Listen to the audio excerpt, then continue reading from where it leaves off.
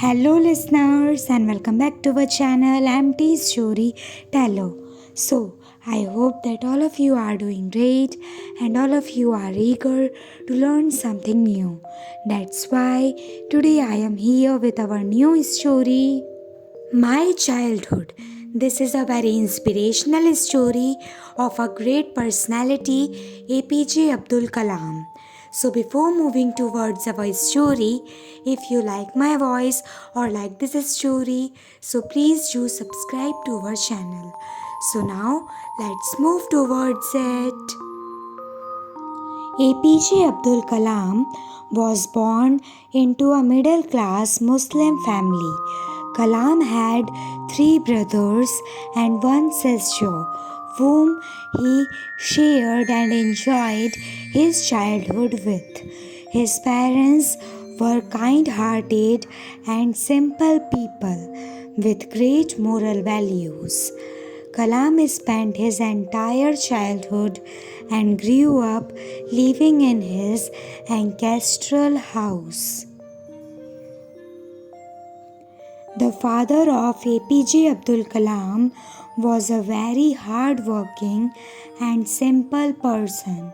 His entire focus and priorities were to fulfill the necessities of his family and provide them with a decent life. Kalam's parents were not educated and consequently not rich, but they had a heart of gold and high values of self discipline and honesty. They always urged their children to follow their dreams and never forced their own decisions on them. Despite being a part of a Muslim family, Kalam's family strongly believed and practiced secularism. They believed in the equality of all religions and never belittle anyone in any regard, as they were strictly against social inequality. The family happily enjoyed Hindu festivals and rituals.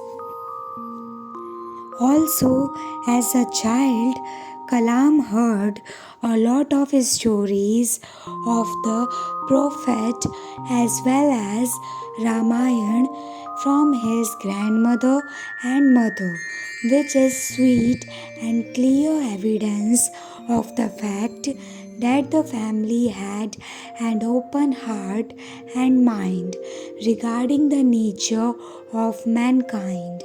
Childhood is incomplete without friends. This held in the case of Kalam too. Kalam had three close friends while growing up who had a great influence and positive impact in his life. They always supported and motivated each other to be better every day. All these friends were from different cultural backgrounds but blended well with each other. There were no trace of racism or discrimination, but just love and brotherhood among them. While growing up, a lot of layers get added on in everyone's life, which includes layers of responsibilities, decisions, etc. The story prominently highlights an instance from Kalam's childhood when he was in his fifth grade. Kalam generally had a habit of wearing a cap, which gave him a distinct Muslim look. Also, he liked to sit on the same bench with one of his classmates named Ramanand, whose father was a Hindu priest. As children, they both always felt happy sitting next to each other. However, there was a new teacher who showed signs of narrow mindedness and therefore couldn't tolerate this beautiful bond. He made a deliberate attempt to shift Kalam to the back bench so that the two friends could no longer sit together. This instance broke the hearts of Kalam and his friend Ramanand. Both the children informed their parents about the sad incident, to which Ramanand's father came to meet their teacher and asked them to stop spreading communal hatred and social inequality. He even demanded an apology and warned in case if the teacher refuses, then he must quit. In response to this, the teacher quickly made an apology and reformed his behavior. There was another such instance from Kalam's childhood, which never fails to touch the hearts of the people. There was an occasion where Abdul was invited by his science teacher and invited him to come home for dinner. The wife of the science teacher was skeptical about her beliefs in religious segregation and was therefore reluctant to serve him food. The science teacher loved Kalam immensely and had no such beliefs regarding the difference in religions. Therefore, he decided to serve him dinner and sat beside him to eat his meal. His wife observed all this from standing behind the door. This melted her heart a little and gradually changed her.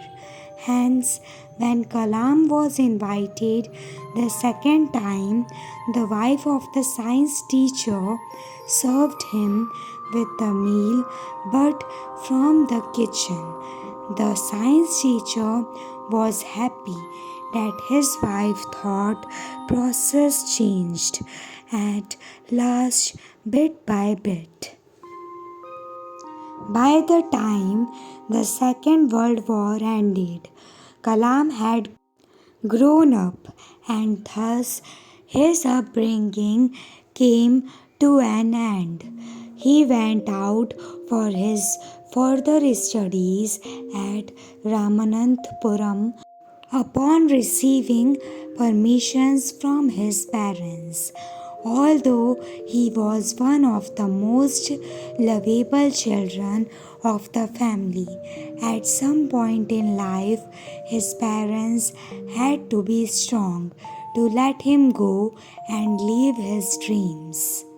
He and his pals pursued different career paths as they grew older. Ramananthan Sastri became a priest at the Rameshwaram temple. Aravindan started a company arranging transportation for pilgrims, and Shiv Prakashan started a catering business for the Southern Railways. The end. So, this is how our missile man grows up. At the end of the story, hats off to the great personality of India. I hope that all of you like this story. So please do like, share, subscribe and comment on our channel. Thanks for listening.